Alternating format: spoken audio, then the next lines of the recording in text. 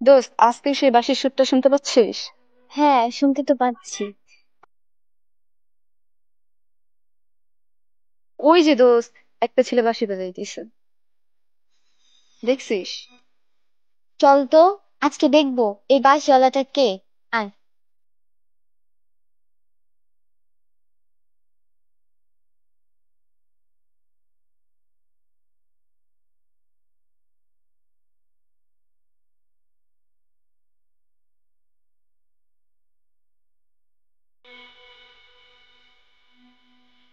বাহ, আপনি তো খুব ভালো বাঁশি বাজাতে পারেন।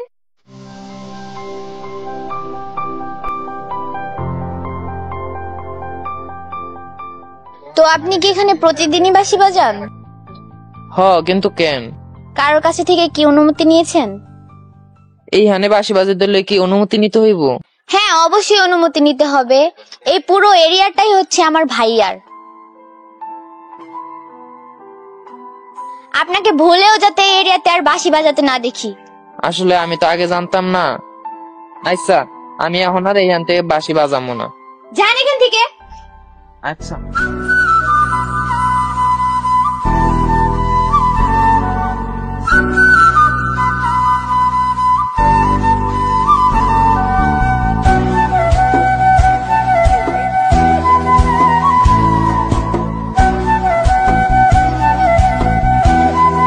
দোস্ত, ওই দেখ তোর রাখাল। দাঁড়া, দেখাইতেছি। আচ্ছা চল, একটা কাজ করি, ওর বাঁশিটা গিয়ে চুরি করব। চল।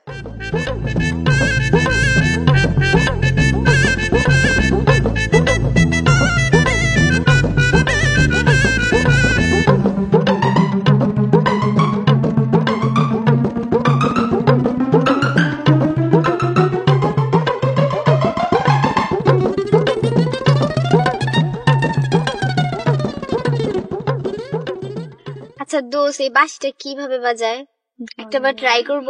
হুম।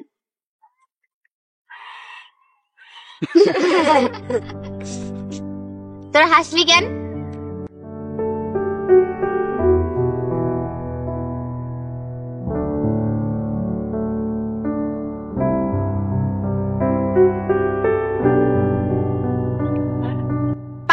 শেখার চেষ্টা করতেছি।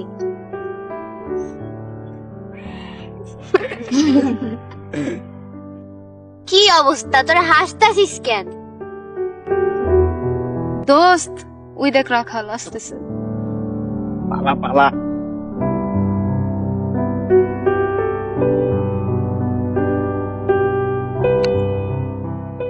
দোস্ত আমার না খুব ভয় করতেছে।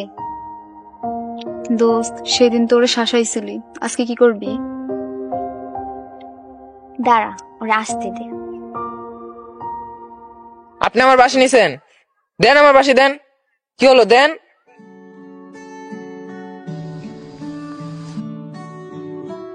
ভাইয়া ভাইয়া আপনি রেগে চলে যাচ্ছেন কেন? আমার বান্ধবীকে একটু বাঁশি শেখালেই তো হয়। শিখামু, কিন্তু আপনার বান্ধবী তো আমারে কইছিল বাঁশি বাজাইতে না। তবে হ্যাঁ শিখতে চাইলে শিখাইতে পারি। না করেছিলাম, কিন্তু আবার অনুমতি দিলাম।